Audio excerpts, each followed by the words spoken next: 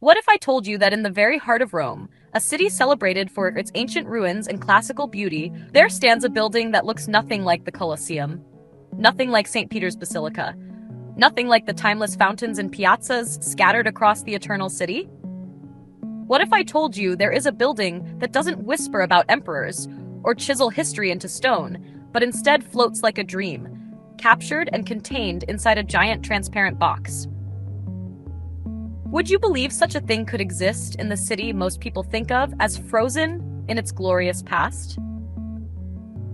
Welcome to Nuvola, which means the cloud in Italian, a convention center that became one of the most daring and controversial architectural projects Rome had ever seen. It is not simply a hall, not simply a space for meetings and conferences, but a bold vision turned reality.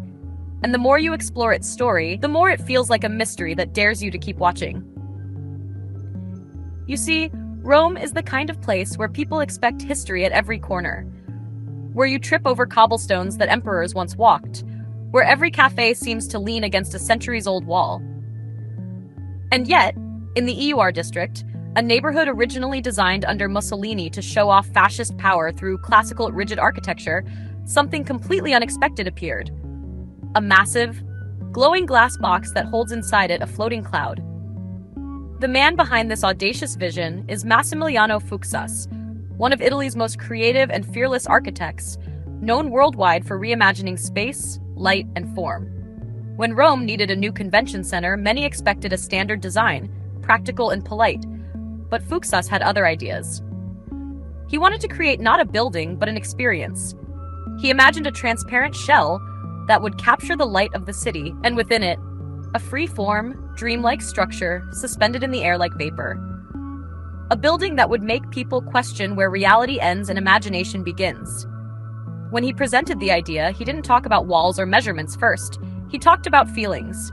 He spoke of building a cloud you could walk into, a space that felt like mist but was solid, a dream you could touch.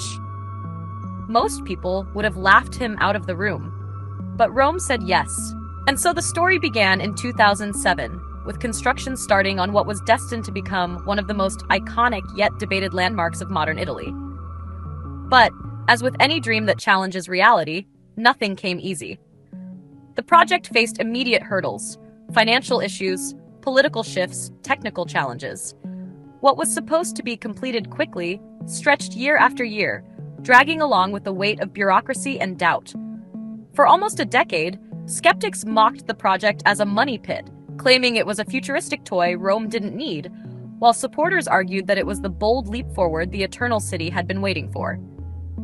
Imagine a tug-of-war between past and future, between tradition and innovation, all embodied in a single construction site. And while these battles played out in newspapers and parliament halls, slowly, painstakingly, piece by piece, the cloud itself began to take form. From the outside, Nuvola looks like a massive rectangular glass box, its steel skeleton visible like the ribs of some enormous transparent animal. By day, it reflects sunlight and sky. By night, it glows softly like a lantern. But the true magic waits inside. Step into this box, and suddenly you find yourself face to face with the cloud. An enormous, undulating, billowing form made of steel and stretched white fabric, hovering as though gravity itself had decided to take a break. This floating structure, delicate yet enormous, is the heart of the building. Supported by an intricate web of steel, it seems to hang in midair, both heavy and weightless at the same time. Walking through it is nothing like entering a normal convention center. Instead of straight corridors and heavy ceilings, you are surrounded by curves, by light that filters gently through the translucent surfaces, by a sense of motion even when everything stands still. It feels surreal, as though you've wandered into a dream you once had as a child, where you could drift among clouds. Inside this cloud are an auditorium for nearly 2,000 people, smaller meeting spaces, and flexible areas designed to host exhibitions and international events. Everything here is designed to balance function with wonder, practicality with imagination. You sit in the auditorium, but you don't feel trapped in a box. You feel as though you're suspended in air. This was exactly what Fuksas wanted. A building that did more than serve a purpose. A building that told a story. But the story didn't come cheap. The project ballooned to nearly 353 million euros, far more than originally planned, fueling critics who called it a colossal waste of money. Headlines accused it of being overambitious, overpriced, and out of touch with Rome's needs. For years, the word Nuvola became a punchline for delays and political scandals. Yet, when it finally opened in 2016, the ridicule quieted, replaced by gasps of awe. Journalists, visitors, and citizens walked into the space and saw something they had never seen before in Rome. A building that dared to look forward instead of backward, that whispered not about emperors but about imagination. It was as if the city, for once, had allowed itself to breathe into the future. But what truly makes the cloud unforgettable is not just its structure, but its symbolism. Because in a city like Rome, where history is everywhere and the weight of the past is impossible to escape, building something so radically new was more than just an architectural gamble. It was a cultural statement, a declaration that Rome is not only a city of ruins, but also a city of possibilities. And stepping inside the Nuvola feels like stepping into that possibility. A reminder that the future can exist side by side with the past without erasing it.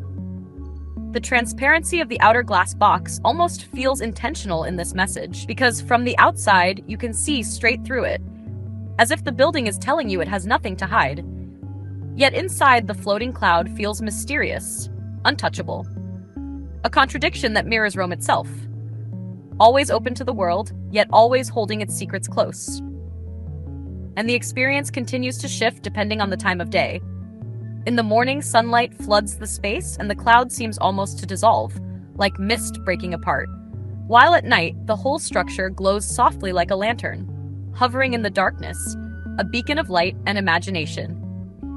Visitors often describe the sensation as otherworldly, saying they almost forget they are in a convention center at all, because the design creates such a strong sense of wonder. Fuchs himself once explained that he wanted to build something that would break free from the heaviness of traditional architecture, something that would make people feel light. And in the Nuvola, he achieved exactly that. Because the more you look, the less it feels like steel and fabric, and the more it feels like air itself. And yet, beneath this beauty lies the fascinating complexity of engineering, because creating a cloud that doesn't float away is no easy task.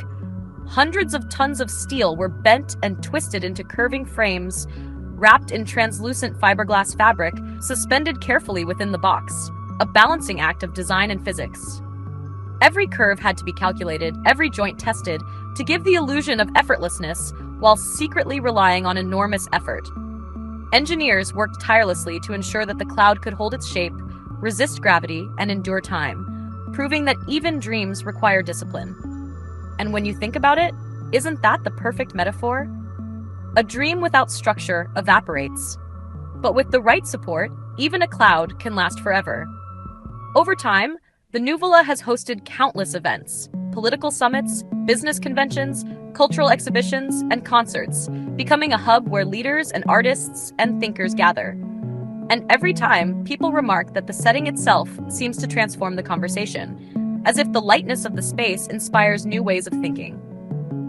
Imagine world leaders stepping into a place that doesn't feel like a fortress of stone, but instead like a sky full of light. How could that not change the mood? And so, slowly, the ridicule that once surrounded the project has been replaced by recognition, with Nuvola now seen as one of the most striking examples of contemporary architecture in Europe. It has won awards, drawn tourists, and forced even its harshest critics to admit that Rome gained something unique. But beyond awards and applause, what makes the story of Nuvola fascinating is how it teaches us about persistence, vision, and the courage to imagine. Because for years, this project was mocked, delayed, written off as impossible. Yet today, it stands, glowing, alive, visited by thousands, proving that sometimes the most fragile ideas, like a cloud, can become the strongest symbols. And here's the twist that makes the ending so powerful. When people first heard about Fuchs's design, they thought he was crazy for wanting to trap a cloud. But he wasn't trying to trap it at all. He was trying to remind us that clouds are not just in the sky.